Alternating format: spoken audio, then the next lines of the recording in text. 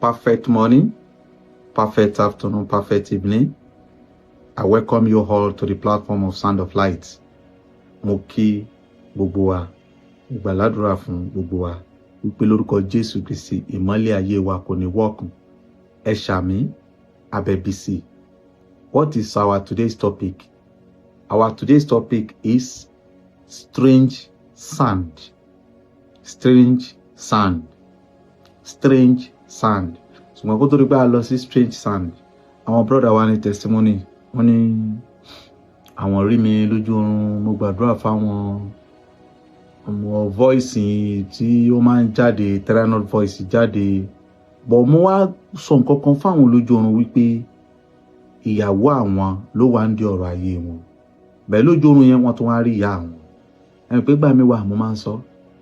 Before you can confirm, maybe your mother is the one that didn't want you to succeed in life. You should confirm it, not just to gamble. Kí n má bàa ṣe. Ṣùgbọ́n tẹ́ bá ti confirm pé ìyá yẹn ni kò sí kò ṣẹ̀ṣẹ̀ nǹkan bẹ́ẹ̀ mọ́.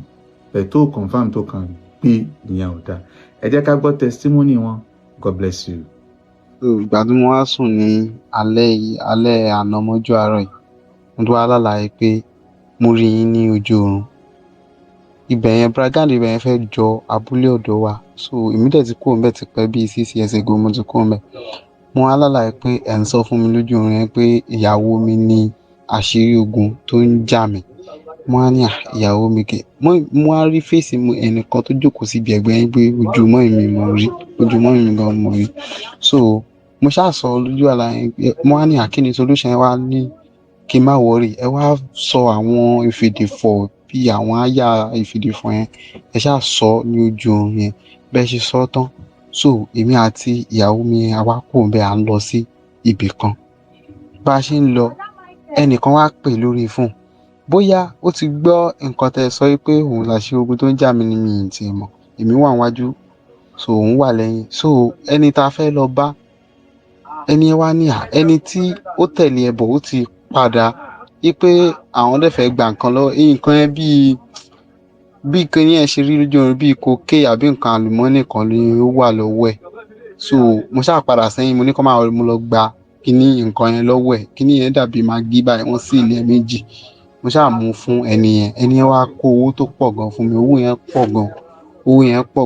Mo kó owó yẹn sínú nylon bag ó kún. Mo tún wá gbogbo àpò ṣòkòtò tí mo wọ àtẹ̀wò mo kó owó yẹn sí tó kún. Ẹnìkan wá bá mi pé kí n fún òun ní owó yẹn. Mo ní mi lè fún. Ìgbà tí mo kúrò ní ibẹ̀ yẹn tí mo tají, mo ṣáà tún ṣe prayer mo sùn. Ìgbà tí mo sùn mo rí pé mò ń lọ ibì kan. Àwọn ajá mẹ́ta wọ́n dúró lọ́nà, wọn ò fẹ́ kí n kọjá. Mo á mú àwọn òkúta ńláńlá tí mò ń sọ lu àwọn ajá yẹn títí tán fi sálọ kúrò lọ́nà. Mo ṣáà kọjá ibi tí mo ti dé ibi tí mò ń lọ yẹn. Wọ́n á lọ gbẹ́ ilẹ̀ tí mò ń gbẹ́. Mo rí pé bíi good ló ń jáde nínú ilẹ̀ yẹn. Mo ṣáà rí àwọn good nínú ilẹ̀ yẹn tí mo fi tají. Láti mo tún lámújẹ́ ní ẹ̀sà. You are welcome back. Gbogbo ala ti gbọ́ testimony wọn. Mo gbàládùra lórúkọ Jésù Kristi, ayé ò ní rí yín mú. And your testimony is permanent in the mighty name of my Lord Jesus Christ. Ẹ jẹ́ ká gbọ́ voice yìí. Ẹ máa mọ̀ tí mo ń sọ. Wọ́n ń pè ní strange sand. Ẹ jẹ́ ká gbọ́.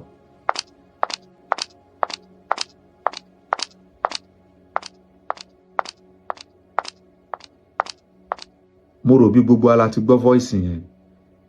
Ẹ rí pé nínú ilé mi ẹ máa gbọ́ voice yẹn bó ṣe ń dún yẹn tí wọ́n sì kó kà ọ̀pọ̀lọpọ̀ ò tí ẹ̀ mọ̀ tún mọ voice yẹn. I know a lot of people will be asking kí ló ń ṣẹlẹ̀ ní bíbáyìí, kí ló dé tí voice yìí fi ń jáde ní bíbáyìí. Àwọn kan sì wà níbi tí wọ́n tún sọ pé rọ́pọ̀. Mo máa ń sọ mọ̀jẹ̀ wọn pọ̀ sáyé o. Máa ń sọ fún ẹ mọ̀jẹ̀ kan pa ọ́ sáyé o. Mọ̀jẹ̀ wọn pọ̀ sáyé o. Wọ́n bá pọ̀ wọ́n kọ́lẹ̀ nǹkan báyìí ló fà tó wọ́n sọ fún ọ pé wọ́n lọ gbà at fault. Ìbáwọn àrán yìí ṣe pé ebi èsèbọ́lọ́ rán yàn sí ọ ìwọ lọ gbọ́. Strange voice òun gbọ́ kókó kà níbi tó wà báyẹn tó bá ti dọ́wọ́ alálẹ́ ló ń gbọ́ o. Bóyá bí ọwọ́ aago 11, aago 1, aago 12, aago 2 ó mọ̀ pọ̀ kó kà. bóyá lọ́pọ̀lọpọ̀ tí ẹ mọ̀ pé à ń pè ibì kan ní realm of the dead. The realm of the dead. Bẹ́ẹ̀ ni, ìlú àwọn òkú.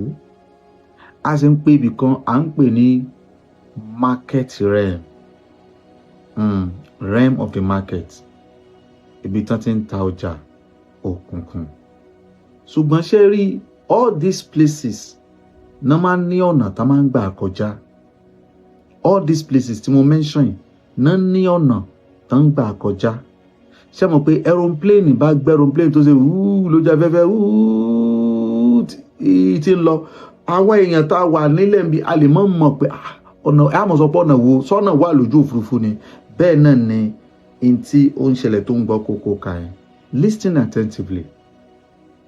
Tí o bá ti ń experience kókó ka yẹn, wọ́n ti sọ avenue ilé rẹ̀, wọ́n ti sọ the road to this realm of the dead or realm of the spiritual market world.